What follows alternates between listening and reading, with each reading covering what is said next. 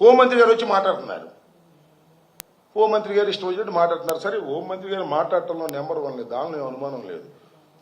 Mic ముందు number 1గా మాట్లాడతారు. చివరికి ఎస్ఐని కూడా ట్రాన్స్ఫర్ చేసే పవర్ లేదు దానికి. హోంమంత్రి గారికి చెప్తున్నా, సరే హోంమంత్రి గారికి చెప్పడం అనవసరం, అంతా చూస్తున్న లోకేష్ గారికి చెప్తున్నా, మీ ఇష్టం వచ్చినట్టుగా పోలీసు రాజ్యం చేయాలని ప్రయత్నం చేస్తే రోజులు ఎప్పుడు ఒకలాగా ఉండవు, రోజులు మారతాయి. ఇవాళకు 11 మాసాలైంది, కాలం కరిగిపోతా ఉంది. తరువాత మీ పరిస్థితి ఏంటో ఒకసారి ఆలోచించుకోమని కూడా ఈ సందర్భంగా నేను మనవి చేస్తున్నా. అధికారం ఉందని పోలీసుల్ని అందరినీ నేను అన్ను, మోస్ట్ ఆఫ్ ది పీపుల్ చాలా సీరియస్గా సిన్సియర్గా ఉండేవాళ్ళు ఉన్నారు, కానీ వాళ్ళకి పోస్టింగ్లు ఉండవు. ఎవరికంటే పోస్టింగ్లు మీరు ఏం చెప్తే అది చేసే వాళ్ళకి పోస్టింగ్లు ఉంటాయి. ఎంపీపీలు బెదిరించే వాళ్ళకి పోస్టింగ్లు ఉంటాయి, లేదు ఎమ్మెల్యేలు బెదిరించే వాళ్ళకి పోస్టింగ్లు ఉంటాయి, అడ్డగోలుగా కేసులు పెట్టే వాళ్ళకి పోస్టింగ్లు ఉంటాయి. ఏంటండి దారుణం, నాకు అర్థం కాదు. కంప్లైంట్ ఇవ్వడానికి వెళ్తే కంప్లైంట్ తీసుకున్న సందర్భాలు ఉన్నాయా? కంప్లైంట్ ఇవ్వడానికి వెళ్ళినందుకు కేసులు పెట్టారు ఈ 11 మాసాల్లో. ఉదాహరణ నేను ఇచ్చా 5 కంప్లైంట్లు, ఒక్క రిజిస్టర్ చేయలే. ఇప్పుడు చేశారులే 4. రిట్ ఆఫ్ మ్యాండమస్ కోర్టులో వేసిన తర్వాత 4 రిజిస్టర్ చేశారు. నేను వెళ్ళి అడిగా కోర్టుకు వెళ్ళక ముందు, ఎందుకు మీరు ఈ కేసు రిజిస్టర్ చేయలేదు అని అడిగా. బిఎల్ చదువుకున్న వ్యక్తిని, ప్రాక్టీస్ చేయకపోవచ్చు, మాజీ మంత్రిని, 2 పర్యాయాల శాసనసభ్యుడిగా ఉన్నటువంటి వ్యక్తిని పోలీస్ స్టేషన్ ముందుకు వెళ్ళి నేను ఇచ్చిన కంప్లైంట్ ని ఎందుకు మీరు రిజిస్టర్ చేయలేదని అడిగితే నా మీద కేసు పెట్టారు. ఏం చెప్పాలి ఇంకా, ఇది ఏ రాజ్యం? ఇది పోలీసు రాజ్యం కదా? పోలీసులు తప్పు చేయటం లేదా?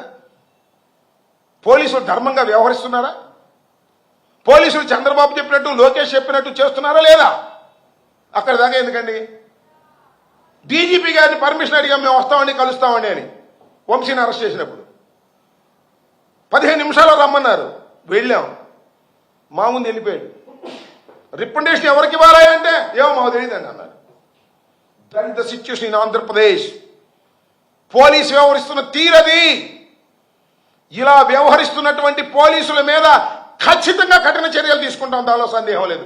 బట్టలు ఊడదీసి నిలబెడతాం మాకు అధికారం వచ్చిన రోజున, దానిలో ఏం సందేహం లేదే. లా అండ్ ఆర్డర్ని కాపాడవలసినటువంటి పోలీసు వ్యవస్థ లా అండ్ ఆర్డర్ని కాపాడుకోకుండా ఎవరి మోచేతి నీళ్ళలో తాగేటటువంటి పరిస్థితికి ఒక సెక్షన్ ఆఫ్ పోలీస్ యంత్రాంగం వచ్చినప్పుడు ఆ పోలీస్ యంత్రాంగాన్ని మర్చిపోతామా చెప్పండి అని అడుగుతా ఉన్నా. ధర్మంగా న్యాయంగా ప్రవర్తించవలసినటువంటి పోలీసులు ఇష్టానుసారంగా రవడీజం చేస్తున్నప్పుడు, వారి కొమ్ము కాస్తున్నప్పుడు, మా ఎంపీటీసీలని మా ఎంపీపీలని బెదిరించే కార్యక్రమంలో నిమగ్నం అయిపోయినప్పుడు ఆ మాత్రం అనకూడదా? సమాజంలో వాళ్ళని హెచ్చరిక చేయకూడదా? ఈ నేపథ్యంలో జగన్మోహన్ రెడ్డి గారు అలా తప్పుగా వ్యవహరిస్తున్నటువంటి పోలీసు యంత్రాంగాన్ని, ఒక సెక్షన్ ఆఫ్ పోలీస్ వ్యక్తుల్ని హెచ్చరిక చేశారు ఒక ప్రజాస్వామ్య పద్ధతుల్లో. తప్పంటండి. వీళ్ళైతే ఏమైనా చేయొచ్చంట. వీళ్ళ ప్రభుత్వంలో ఉన్నప్పుడు ఏం చేశారో ఒకసారి చూడండి, నేను మనం చేస్తున్నా, ఒకసారి వేయండి. వీళ్ళు చంద్రబాబు నాయుడు గారు ఏం మాట్లాడాడో, లోకేష్ ఏం మాట్లాడాడో, ఆయన అచ్చెన్నాయుడు గారు ఏం మాట్లాడాడో, పోలీసుల గురించి ఏం మాట్లాడారో ఒక్కసారి చూడండి.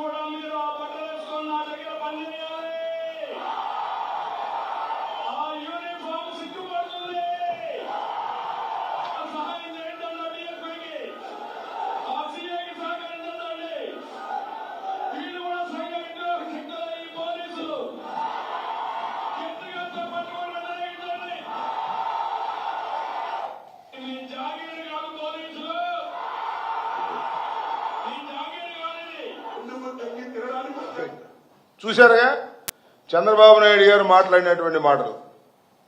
పోలీసులు సంఘ విద్రోహ శక్తులట. అది చాలా చిన్న మాట అండి.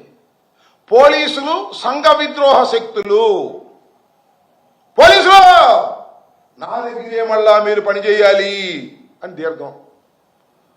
ఇవాళ ఎక్కడో హోంమంత్రి గారు మాట్లాడారండి, ఇన్ని 1100 మందిని మొన్న డిప్లాయ్ చేశారంట.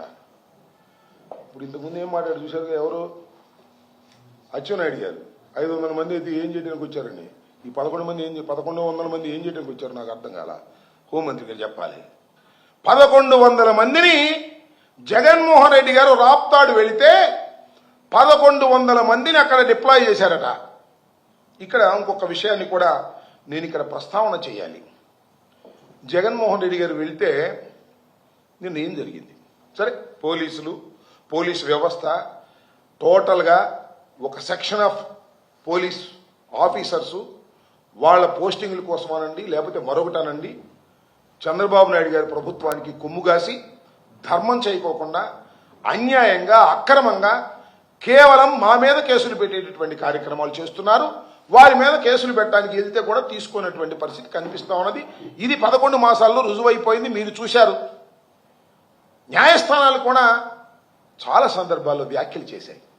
సిగ్గుపడాలి హోంమంత్రి గారు, హోంమంత్రి గారు కాదులే, సిగ్గుపడాలి హోంమంత్రిగా వ్యవహరిస్తున్నటువంటి డిఫాక్టో హోంమంత్రి మన లోకేష్ గారు. కోర్టు ఏమండి ఒక ఆయనంట ఏదో ఒక పోస్టింగ్ పెట్టాడని ఎక్స్టార్షన్ కేసు పెట్టారు. ఎక్స్టార్షన్, దోపిడీ, చివాట్లు పెట్టింది హైకోర్టు. సినిమాల్లో కూడా దోపిడీలు జరిగితే వాళ్ళ మీద కేసులు పెట్టేస్తారా? ఒక పోస్టింగో లేకపోతే ఒక ఎపిసోడో చేసి దాన్ని పోస్ట్ చేస్తే వ్యంగ్యంగా దాని మీద మీరు పెడతారా అని అడిగారు. ఇలా పోలీసులు మీ చెప్పు చేతల్లో ఉండి వైఎస్ఆర్ కాంగ్రెస్ పార్టీ కార్యకర్తల మీద సోషల్ మీడియా మీద కేసులు పెట్టి వెంటబడతా ఉన్నప్పుడు ఆ మాత్రం వ్యాఖ్యలు చేయకూడదా? ప్రజాస్వామ్యంలో అడుగుతా ఉన్నా. ఈ వ్యాఖ్యలు చేస్తే తప్పు అంట, సైకో అంట, రౌడీ అంట, నిజం చెప్పని వ్యక్తి అంట, ఇలాంటివన్నీ కూడా మాట్లాడేటువంటి పరిస్థితి చేస్తున్నారు. ఎస్, నిన్న జగన్మోహన్ రెడ్డి గారు వెళ్ళారు. ఏం జరిగిందండి? మీరు ఒక చోట మేము అడిగాం, అది 9 కిలోమీటర్ల దూరం, అక్కడ మేము పర్మిషన్ ఇవ్వము, దగ్గరలో ఇస్తాం అన్నారు. ఓకే, దగ్గరలో ఇచ్చారు. హెలికాప్టర్ ల్యాండ్ అయింది. ల్యాండ్ అయిన తర్వాత ఏమైందండి? ల్యాండ్ అయిన తర్వాత జనం ఎగబడ్డారు. సహజం. చంద్రబాబు నాయుడు గారికి జనం ఎగబడరు కానీ, లోకేష్ గారికి జనం ఎగబడరు కానీ, జగన్మోహన్ రెడ్డి గారు వెళితే మరి ఓట్లు ఎందుకు రాలేదో మాకు అర్థం కాలేదు కానీ వెళితే వేలాది మంది జగన్మోహన్ రెడ్డి గారి దగ్గరికి పరిగెత్తుకుంటూ వస్తారు ఎమోషన్గా. ఇది వాస్తవం. నేను కూడా ఆయనతో చాలా సందర్భాల్లో చూశా. అందరికీ తెలిసినటువంటి సత్యం. వేలాది మంది వచ్చారు, హెలికాప్టర్ మీద దగ్గరికి వచ్చారు చూద్దామని. వాళ్ళు హెలికాప్టర్ను ధ్వంసం చేద్దామనో జగన్మోహన్ రెడ్డి గారిని ఏదో చేద్దామనో రాలా. ప్రేమతో అభిమానంతో ముందుగా ఆయనతో కరచాలనం చేసుకోవాలని వచ్చారు. వేలాది మంది వచ్చారు.